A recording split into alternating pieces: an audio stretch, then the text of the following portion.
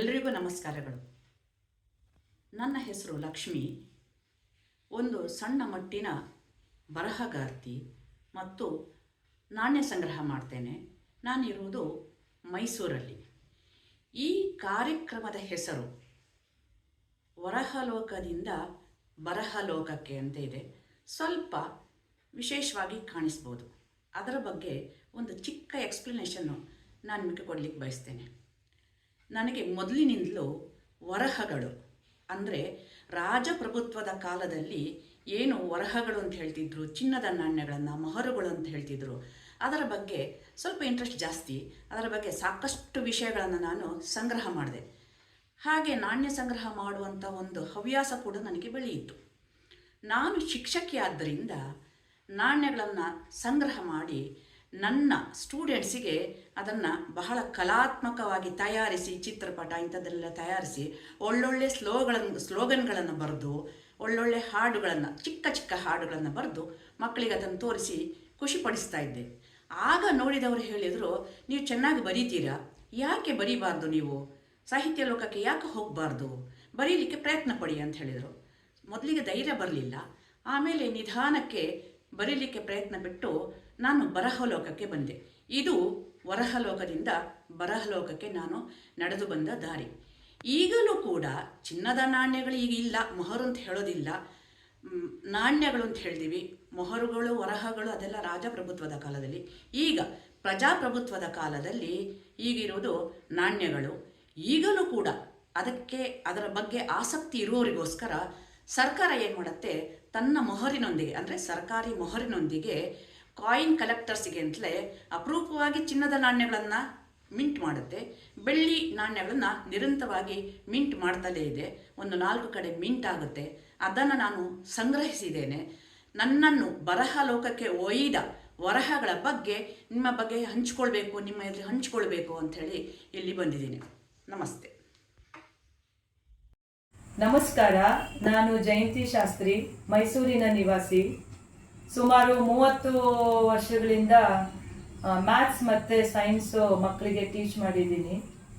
ನಮ್ಮ ಯಜಮಾನರು ಹಳೆ ಕಾಲದ ಕಾಯಿನ್ಸು ಮತ್ತು ಕರೆನ್ಸಿಗಳನ್ನ ಕಲೆಕ್ಟ್ ಮಾಡ್ತಾರೆ.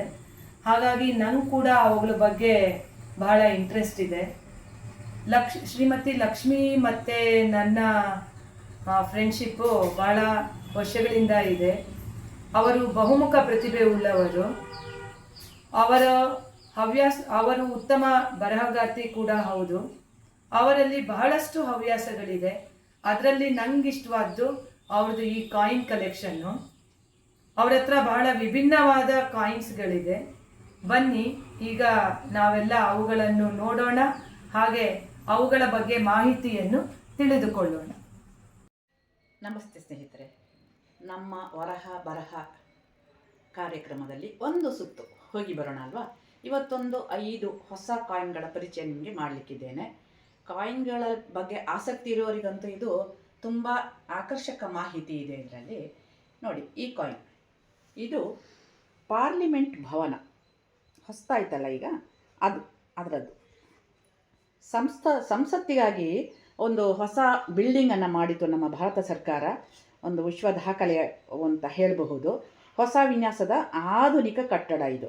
ಈ ಹೊಸ ಭವನದಲ್ಲಿ ರಾಜ್ಯಸಭೆಯಲ್ಲಿ 384 ಜನಕ್ಕೆ ಸೀಟಿದೆ. ಲೋಕಸಭೆಯಲ್ಲಿ 672 ಜನರಿಗೆ ಕೂತ್ಕೊಳ್ಳಿಕ್ಕೆ ಸೀಟಿದೆ, ವ್ಯವಸ್ಥೆ ಇದೆ.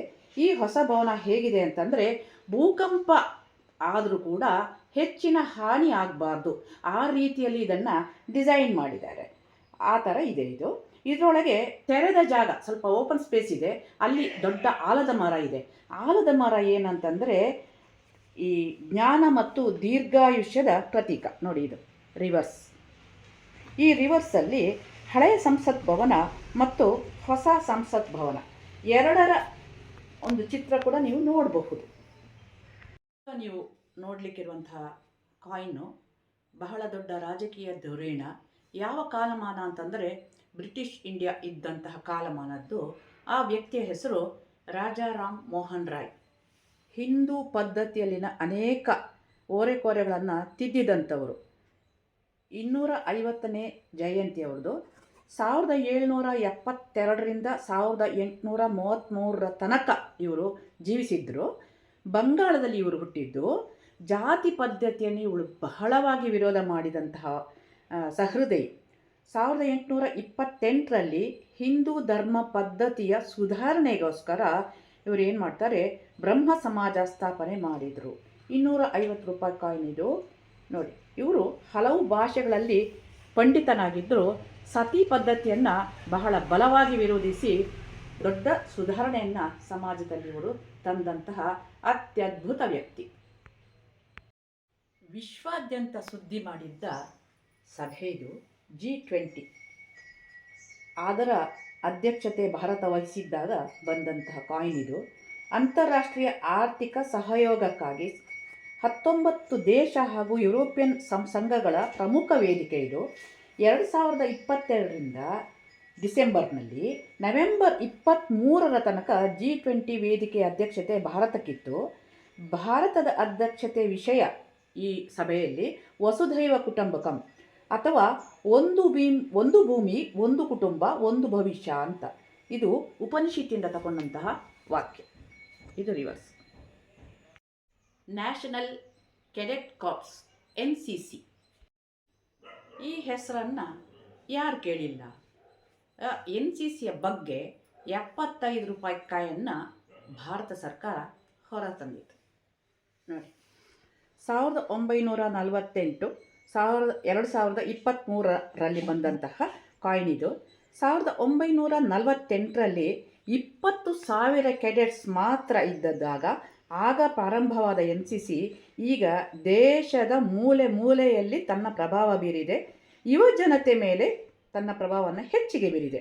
ಅತ್ಯಂತ ಶಿಸ್ತು, ಸಂಯಮ, ನಿಯಮಬದ್ಧತೆ, ತರಬೇತಿ ಸಹಿತ ಸಮಾಜದ ಏಕೀಕರಣ ಈ ಸಂಸ್ಥೆಯ ಉದ್ದೇಶ. ಇದು ನೋಡಿ, ಇದು ರಿವರ್ಸ್.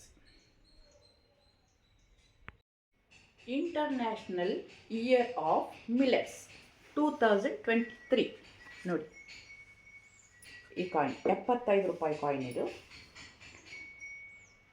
ಶ್ರೀ ಅನ್ನ ಅಂತಾರಾಷ್ಟ್ರೀಯ ವರ್ಷ 2023. ಧಾನ್ಯಗಳು, ಆಹಾರದ ಪ್ರಾಮುಖ್ಯತೆ.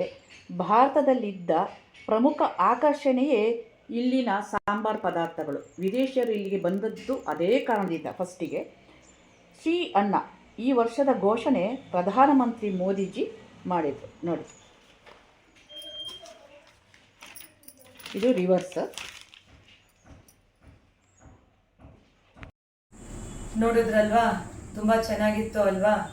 ಒಂದ್ಸತಿ ಲಕ್ಷ್ಮಿ ಅವ್ರ ಜೊತೆ ನಾನು ಹೀಗೆ ಮಾತಾಡ್ತಿರುವಾಗ ಅವ್ರು ಹೇಳಿದ್ರು ಕಾಯಿನ್ಸ್ಗಳನ್ನ ಬಳಸ್ಕೊಂಡು ಟೀಚಿಂಗ್ ಏಡ್ಸ್ ಕೂಡ ಮಾಡ್ಬೋದು ಅಂತ. ನಂಗೆ ಅದು ಬಹಳ ಆಶ್ಚರ್ಯ ಆಯಿತು. ಇದು ಹೇಗೆ ಮಾಡ್ತಾರೆ ಅನ್ನೋ ಕುತೂಹಲ ನನಗೂ ಇದೆ. ಅದ್ರ ಬಗ್ಗೆ ಮುಂದೆ ನೋಡೋಣ. ಈಗ ಇಲ್ಲಿ ನಾ ಇನ್ನೊಂದು ವಿಷಯದ ಬಗ್ಗೆ ಹೇಳಲೇಬೇಕು.